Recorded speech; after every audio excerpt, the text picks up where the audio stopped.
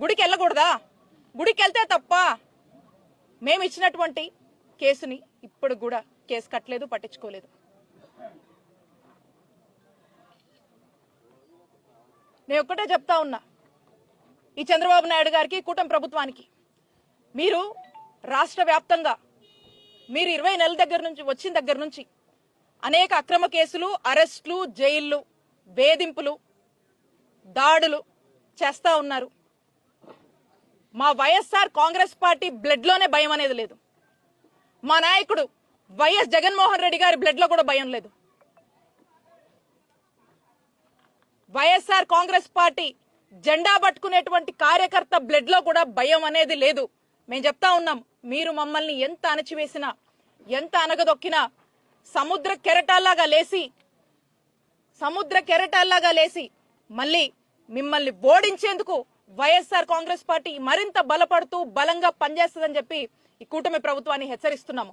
మా నాయకుడు జగన్మోహన్ రెడ్డి గారిని, మా వైఎస్ఆర్ కాంగ్రెస్ పార్టీని గెలిపించుకునేందుకు, గెలిసేదాకా దెబ్బలు పడ్డా, గాయాలైనా, అవమానాలైనా, అక్రమ కేసులు పెట్టినా, జైళ్ల పాలు చేసినా ఎక్కడ కూడా ధైర్యంతో పనిచేస్తాము, ఇంకా ముందుకు సాగుతామని తెలియజేస్తున్నాను. అంతెందుకు, ఇదే నెల్లూరు జిల్లాలో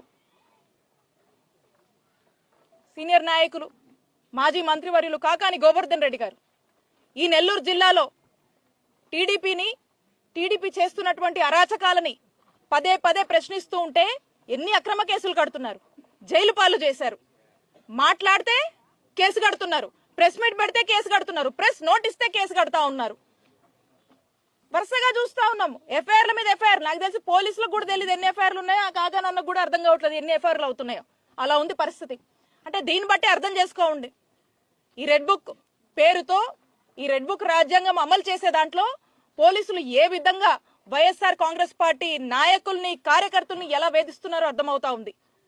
అసలు ఈ కూటమి ప్రభుత్వం ఏమంటొచ్చిందో, వచ్చిన దగ్గర నుంచి వైఎస్ఆర్ కాంగ్రెస్ పార్టీ వాళ్ళంటే నాయకులు, కార్యకర్తలు, మాజీ ఎమ్మెల్యేలు, మాజీ మినిస్టర్స్, ఈరోజున జర్నలిస్టులు కావచ్చు, అసలు మాట్లాడితే తప్పంటున్నారు.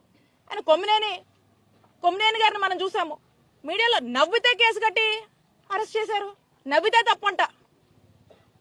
అసలు ఎవరిని వదిలారు? ఐఏఎస్లని, ఐపీఎస్లని వరుస పెట్టి వేధిస్తున్నటువంటి పరిస్థితులు రాష్ట్రంలో 20 నెలలుగా నెలకొన్నాయి. సామాన్యుడు కూడా ఈరోజు, సామాన్య ప్రజలకు కూడా భద్రత లేదు, మహిళలకు భద్రత లేదు ఈరోజు రాష్ట్రంలో. ఈరోజు రాష్ట్రం పక్కా జంగల్ రాజులా తయారైందని చెప్పడానికి ఇవన్నీ కూడా నిదర్శనాలే.